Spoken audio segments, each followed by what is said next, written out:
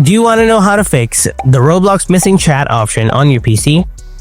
The chat might be missing because of your privacy settings or a temporary glitch. So in this video, I'll show you how to fix the missing chat option step by step. So let's get started. Solution 1. Leave and rejoin the game.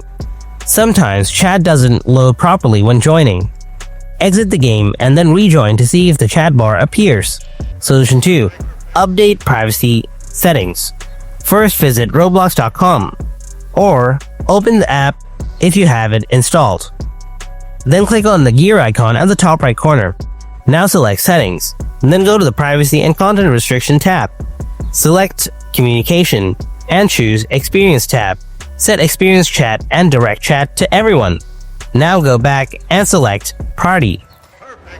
Then set Party and Group Party to Connections. Now go back.